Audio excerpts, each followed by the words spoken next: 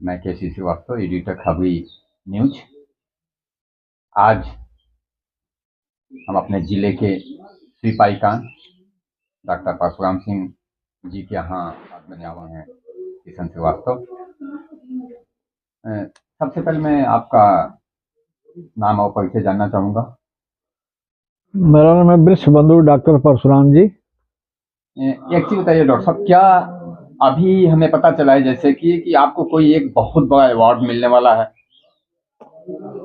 जी हाँ, अब तो हमको एक दिल्ली से एक पत्र आया जिसमें life time achievement green man का अवार्ड जो है प्रधानमंत्री संग्रहालय में जो त्रिमूर्ति लेन पर स्थित है वहीं पर हमको प्रदान करने के लिए जो शिकागो यूनिवर्सिटी ओपन यूनिवर्सिटी उसी के माध्यम के उसी के चैनल से हमको मिलने का प्रस्ताव आया है। हम उसमें जाएंगे।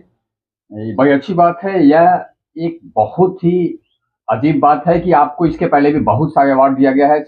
आपको डॉक्टरेट की उपाधि, मानक उपाधि और डीलिट की उपाधि भी प्राप्त हुई है। क्या बताना चाहेंगे कि आपको ये डॉक्टरेट और डीलिट की उपाधि कहाँ से मिली है?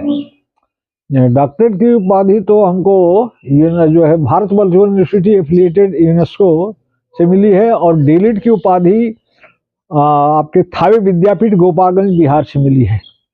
यह देखिए क्या ही बात है कि यह अपने जिले में ऐसे भी लोग हैं जिनको डिलीट और मानक उपाधि से सम्मानित किया गया है। वो एक उसमें एक और भी बहुत बड़ा अध्याय जुड़ने जा रहा है 1 फरवरी को, जो आपको शिकागो यूनिवर्सिटी से मिलने जा रहा है, और वह भी क्या, life time achievement award green man के रूप में। क्यों, सही बात है? जी जी जी हाँ। इस पे आप क्या कहना चाहेंगे?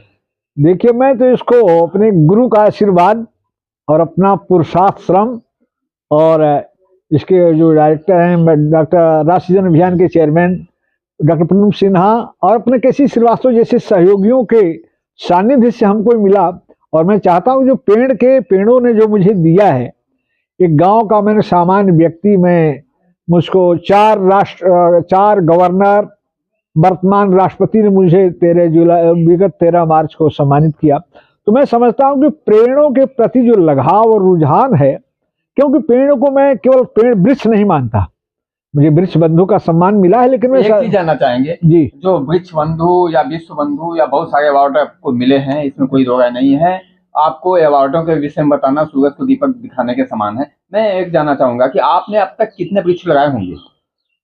वृक्ष तो भाई केसी जी, देखिए मैं काउंट नहीं करता, लेकिन हमको संभावना है कि मैं 1 लाख से ज्यादा वृक्ष लगाया हूँ और नियर अबाउट 75-80 हजार के लगभग पेड़ हमारे भी जिंदे हैं। जहाँ तक मेरी कब से यह प्रेरणा मिली आपको वृक्ष लगाने की? क्या बहुत सारे लोग चाहते हैं कि मैं इंजीनियर बनूं, डॉक्टर बनूं, क्या बनूं, नेता बनूं, राजनेता बनूं, राजनीति में आऊं? क्या आप राजनीति में भी आने का प्रोग्राम है क्या, ये पर्यावरण को लेकर? नहीं, बिल्कुल कतई नहीं, कदापि नहीं। क्योंकि आई एम सोशल रिफॉर्मर। मैं पॉलिटिकल लीडर नहीं, मैं सोशल रिफॉर्मर हूँ।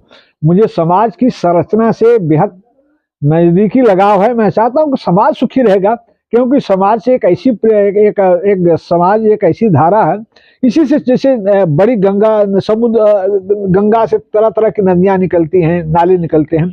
तो ये तो राजनीति एक उसका अवयव है समाज का। अगर समाज सही नहीं रहा, समाज के लोग नहीं सही रहेंगे, समाज स्वस्थ नहीं रहेगा, समाज के लोगों का विचार नहीं सही रहेगा, तो देखते हैं कि आज राजनीति प्रदूषित हो गई है।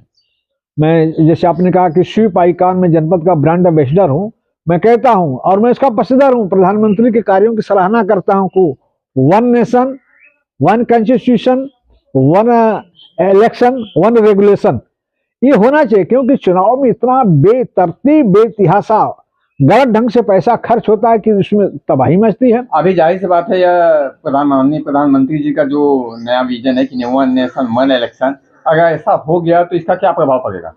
इसका प्रभाव पूछ रहे हैं किसी, इसका तो बिल्कुल स्वर्णिम युग आ जाएगा।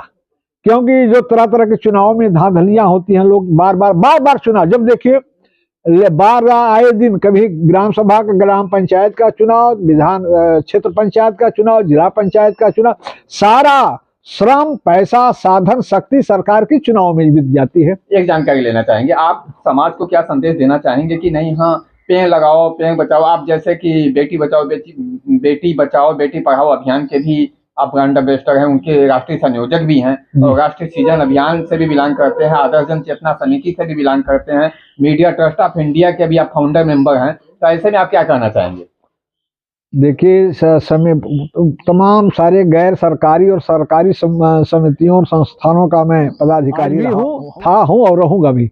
लेकिन सब्जेक्ट में जब मेरी व्यक्तिगत धारणा है कि समाज जब तक प्रौढ़ नहीं होगा, समाज के लोग जागृत नहीं होंगे, जैसे चुनाव है, चुनाव में देखता हूं कि लोग मतों के एक वोट देने से क्या हो जाएगा, अटल जी की एक वोट से सरकार गिर गई, पीएम से भारत सरकार के बिजली मंत्री के एक वोट से सांसदीय चुनाव हार गए। उसी तरह से जब तक एक वृक्ष हम लगा के समाज को एक शुद्ध वातावरण नहीं देंगे, या देख लें पिछली जहरीली गैसों कि ग्लोबल वार्मिंग जो देख रहे हैं, ग्लोबल जैसे ग्रीन मैन की उपाधि, इसलिए हमको लगता है कि आज ग्लोबल वार्मिंग केवल एक क्षेत्र और जनपद और देश की समस्या नहीं, ये ग्लोबल पूरी दुनिया की समस्या बन चुकी है।